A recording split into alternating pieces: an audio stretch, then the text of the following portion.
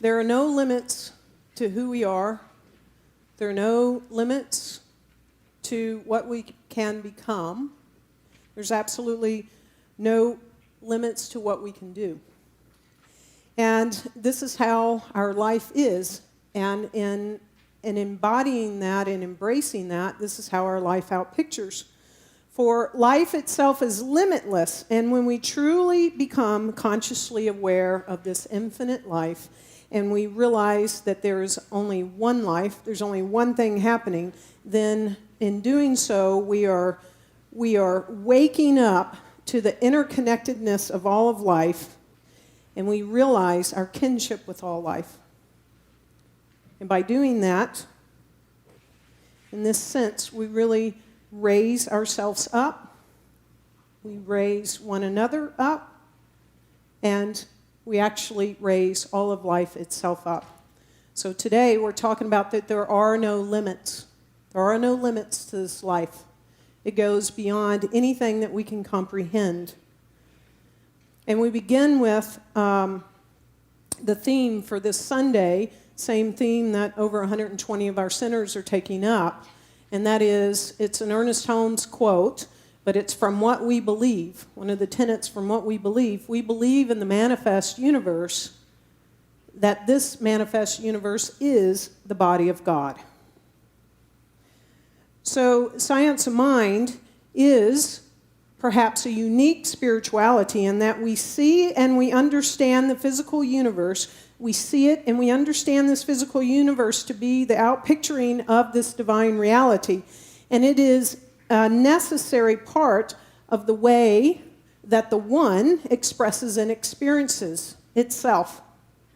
It's the only way that it can. It's a necessary part, this manifest universe. Everything that we see, everything that we don't see. And it is like two sides of the same coin. There's the absolute, the causal reality, as we like to call it, and the one. And this one requires the relative effect of creation in all its diversity, all its multiplicity, to express and experience its own infinite nature. That's perhaps why there's so much diversity and expressivity of it in the way that it expresses, because it's so infinite in its nature. So it is through the physical universe that God sees and knows itself. Just be with that for a second. It's through this physical universe that God sees and knows itself. It is a joyful expression and experience of life. Thus, the physical universe is a reflection of the causal reality of the one divine reality. So it's found in the Hebrew Scriptures, and it's captured in an incredible book by Matthew Fox. Read it after you read this month's Book of the Month. The universe is originally blessed. It's called Original Blessing, is the name of the book. And Matthew Fox in this book calls it this originally blessed thing.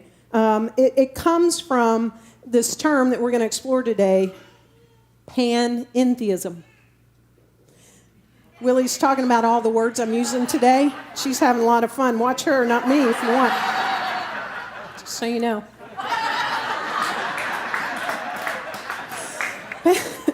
Richard's going to go over on.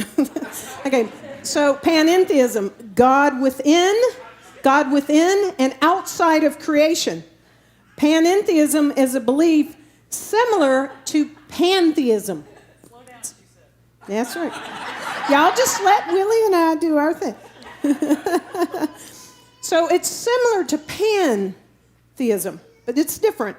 In that the physical universe is joined to God. However, panentheism stresses that God is greater than, rather than equivalent to, the universe. So we can see that on the left you have pantheism, and that's God equals the universe. But on the right you have panentheism. There's the universe, but there's God. And of course, it's just a representation. We know that God has no circumference. Therefore, we should have gone way off the PowerPoint with that circle. Okay?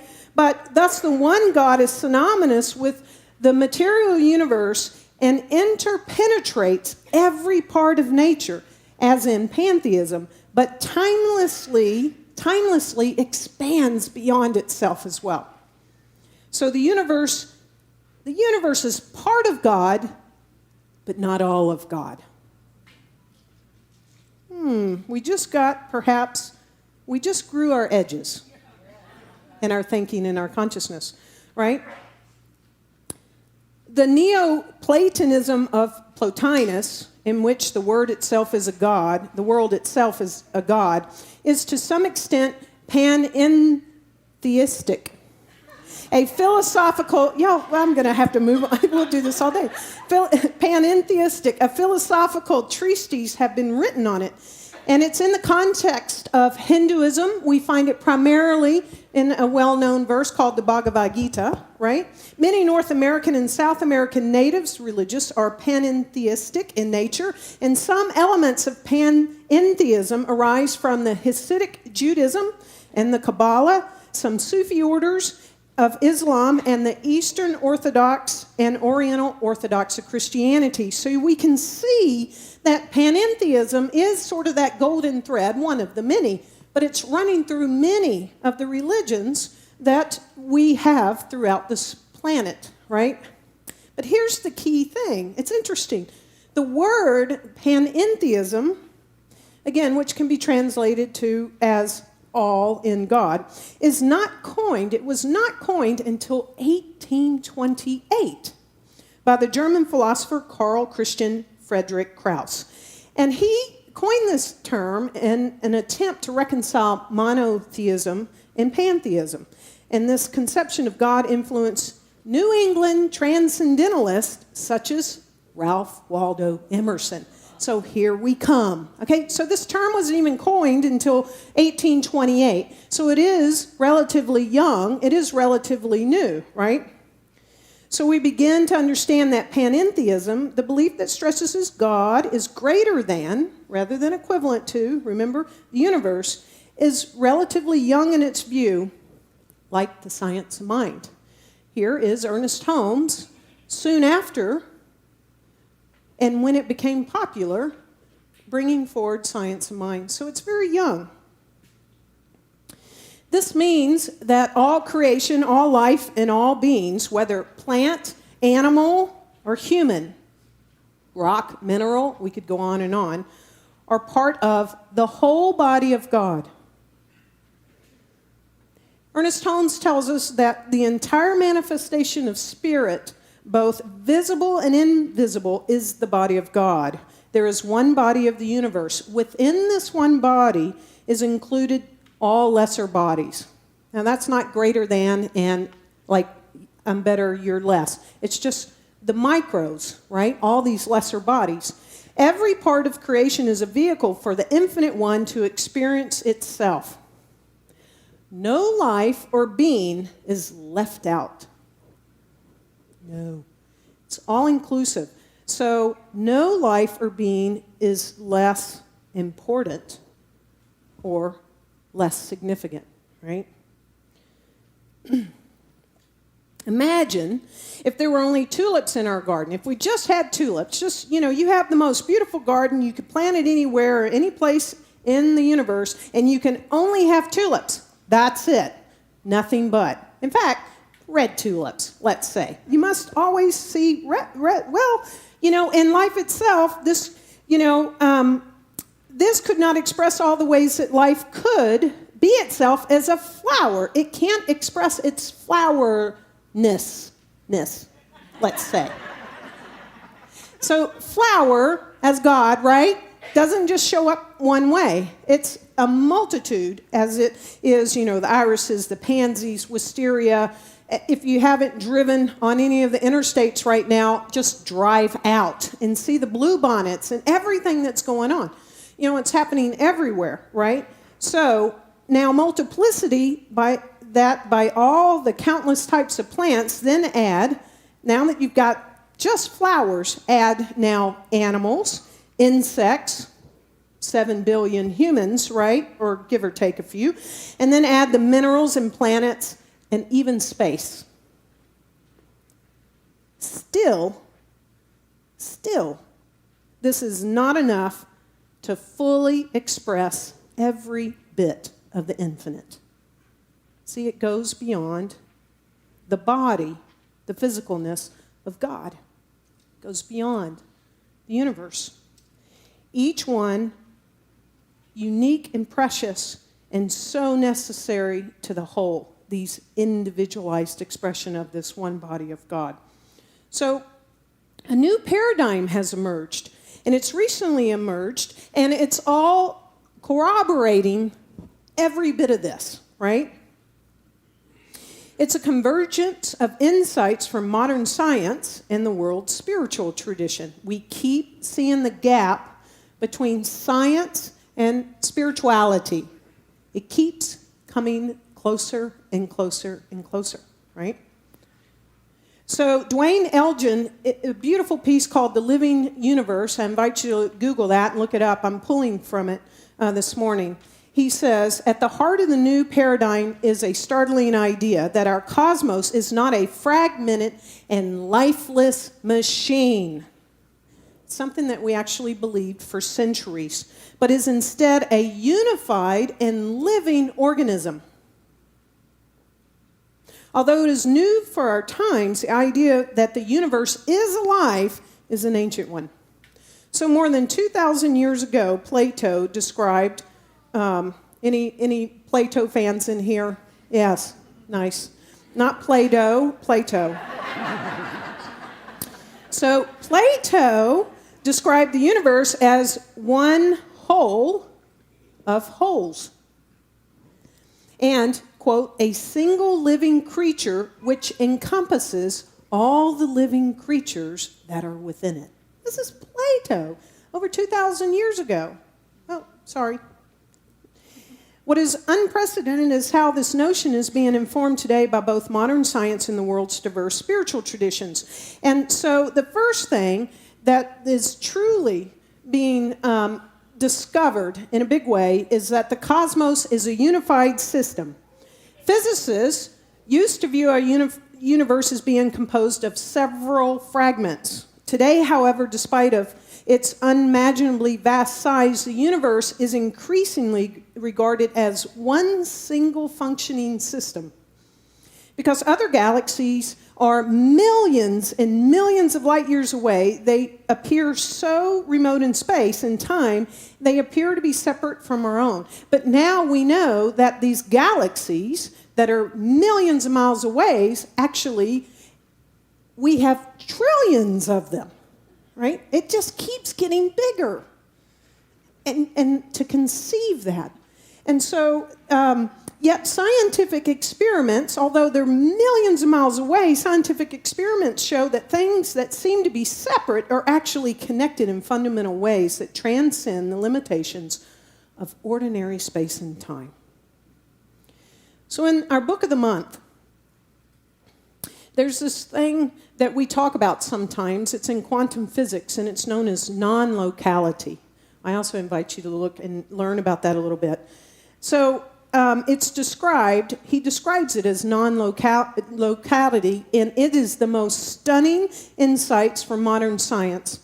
And so from Deep Spirit, our book of the month, I pulled that at the quantum level, everything is interconnected. The universe is a unified web of unbroken wholeness. Non-locality proves that every part of reality is entangled in every other part. Non-locality means there is no such thing as empty space separating anything. It is all one entangled web. So even though we live in a world of apparent separation, we think things are separate, this new physics is describing the more fundamental reality, which is the truth of what this alive universe is, that is seamlessly interconnected. Physicist David Bohm says that ultimately we have to understand the entire universe as, quote, a single undivided whole. These are physicists. It's getting closer, the gap. Instead of separating the universe into living and non-living things, Bohm sees animate and inanimate matter as inseparably interwoven with the life force that is present throughout the universe, and that includes not only matter, but also energy and seemingly empty space. So for bone, then, even a rock in its unique form has its own aliveness. The universe is alive. And so life is dynamically flowing through the fabric of the entire universe. So the second thing that's described in the living universe that I wanted to share is consciousness is present throughout. It's present throughout. Consciousness is not just present as us. It's throughout. So consciousness, or a capacity for knowing, is basic to life. If the universe is alive, he says, we should therefore find evidence of some form of consciousness operating at every level. And that's exactly what we find. This is exactly what the scientists have started to find. The respected physicist Freeman Dyson writes this about consciousness at the quantum level, quote, matter in quantum mechanics is not an inert substance, but an active agent, constantly making choices between alternative possibilities. It appears that mind, as manifested by the capacity to make choices, is to some extent inherent in every electron. Okay, let's just pause on that one. Electrons making choices. This does not mean that an atom has the same consciousness as a human being. But rather that an atom has a reflective capacity appropriate to its form and function. Okay, so consciousness is present even at the primitive level of molecules, little molecules consisting of no more than a few simple proteins. Okay, here's an example. It blew my mind. Should have heard what first service was saying. We'll see what y'all say. Researchers have found that such molecules have the capacity for complex interaction that is the signature of living systems, okay? So, as one of the researchers who made this discovery stated, quote, we were surprised that such simple proteins can act as if they had a mind of their own. At a somewhat higher level, we find consciousness operating in the remarkable behavior of, Matt, drum roll, okay, forest slime mold. Yes, we're talking about slime mold this morning. Forest slime mold. In search of a new feeding area. So let's just get this. It's a little molecule. It's mold. We know mold, right? But now we're in the forest, and it's slimy, okay? And it's in search of a new feeding area. So for most of its life, slime mold exists as a single-cell amoeba.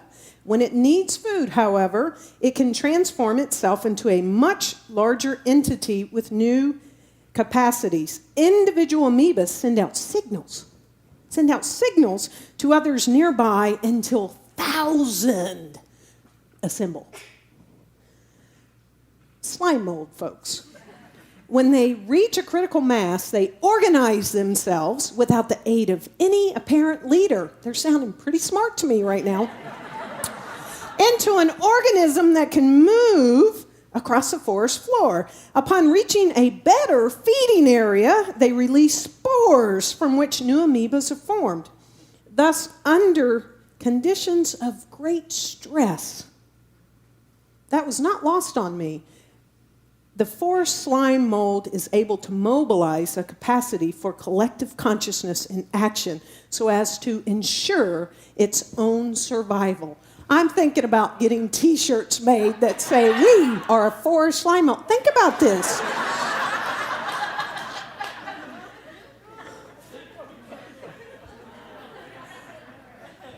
Really? Thousands of them.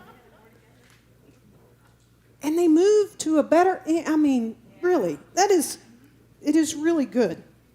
This universe is alive. What'd you learn today at CSLDallas? I learned all about forest slime mold from Reverend Karen. Seriously. So Ernest Holmes tells us that creation is the logical result of the outpush of life into self-expression. It is the coming forth of spirit into manifestation. The one encompasses and flows through all, spilling itself into numberless forms and personalities. These forms and personalities, propelled by the cosmic urge which brings them into being, have within themselves an impulse planted by the divine. And since the divine is limitless and perfect, it must and ultimately will bring all creation into a state of perfect manifestation. Amen. It must, right? So this leads us to a point that where we can realize that there is nothing sinful or inherently wrong with anything in creation, including our humanness, our egos, and our imperfections. So we're all off the hook. Really.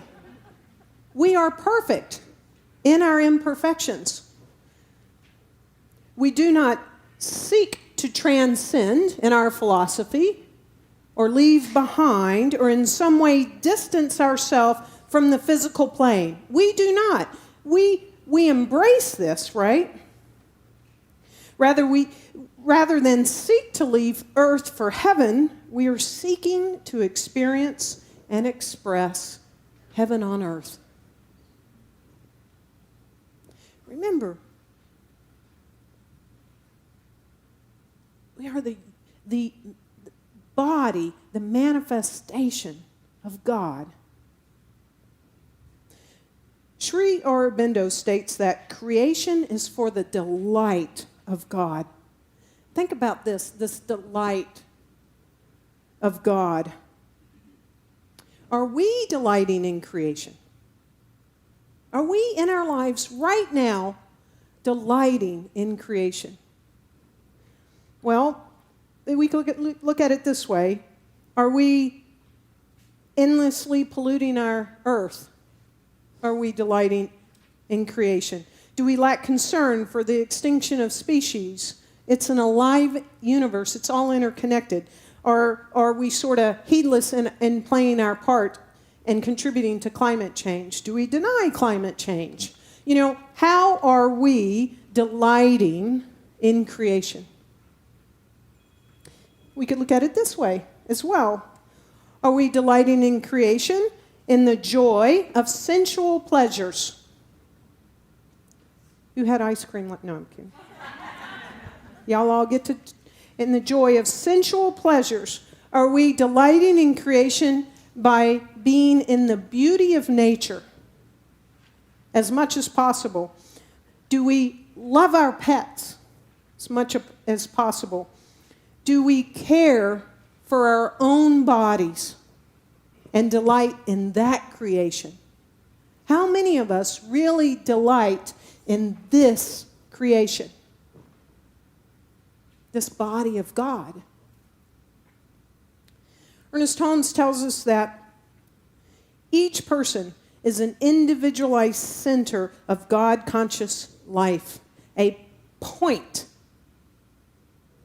Wait for that. A point in the infinite sea of life, and an intelligent point. So we are a point, and we are an intelligent point. Humanity is the outcome of God's desire to express as individuality. The whole meaning of experience is to promote this individuality and thus to provide a fresh starting point for the expression of the supreme spirit of the universe. I mentioned, if you were here at the announcements early on, the welcome, I started fresh again. A starting point. I had to let go of everything that I'd done for the past year. It didn't matter. But I had to start a fresh point in eating healthy for this body of God. So today, we are bringing all of our collective consciousness to realize that we are We are the starting point. We are a fresh point in this starting point. For we are the body of God. We are that starting point. We're the supreme spirit. Remember, this thing goes beyond the universe. But this is where this supreme spirit is expressed. It's the only way it can have an experience of itself.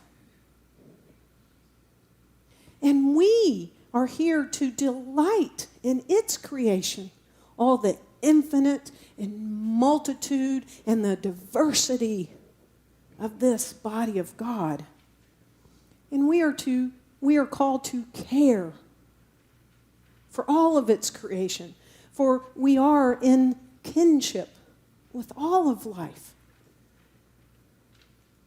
There is no part of this body that's lesser than the other.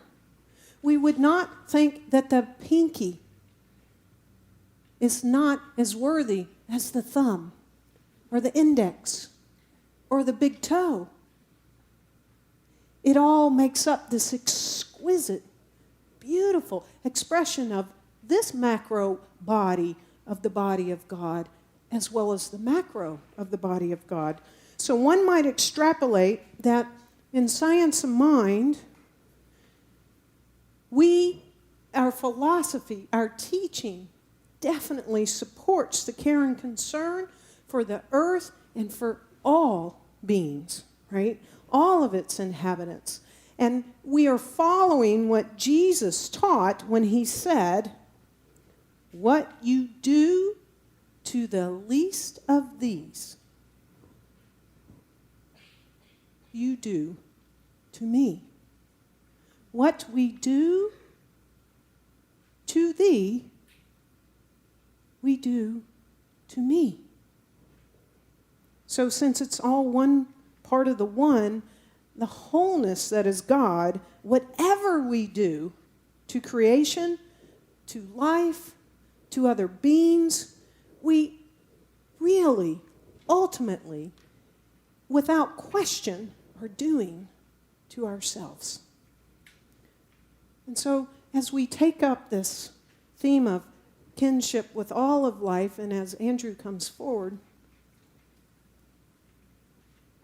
I want to invite us to go from the micro to the macro in this whole exquisite body of God. So I just invite you to turn within.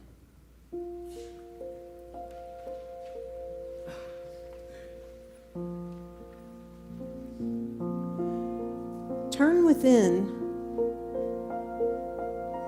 and become aware of that spot. There is a spot that is within each of us that is this infinite, limitless, exquisite body of God residing right here in our own body. And I invite you to touch into this spot, to connect to this spot, to be the spot. And to bring in this, what you do to anyone, you do to me. And so I invite you to begin with the I, the me, the you of you. In this spot that is so limitless, there is this force, this irresistible sweep that cannot be denied, and it is love, and it is you. And so connect to this place within you and let everything go that's happened up to this moment in your life and take up this love for yourself. Begin to connect with this infinite love that God has, that is, in fact, you. All eyes, I'm suspecting, are closed. So I even invite you to wrap your arms around yourself and to imagine that this is that big circle that is around that universe circle, wrapping its arms around you, sharing how much it loves you, all the joys and all the experiences that you have brought it, because it can't experience it in any other way. Wrap your arms tight and squeeze if you'd like. And when you're ready, I invite you to open up the grasp in the arms and connect with someone next to you and grab their hand, because this one body is so interconnected, right down to the molecule. And so as we interconnect with one another right here in this community, CSLDallas, we are bringing into our consciousness that all life connects. Every person, no matter where they live, every animal, no matter where they run or fly or swim, crawl or slither, every blade of grass, every leaf on a tree is interconnected in this web of life. And as we hold that science and spirituality are together in this web, we, in our own consciousness, bring heaven on earth for each of us right now. Just feel it. Just be it. See it. And know it. And so it is.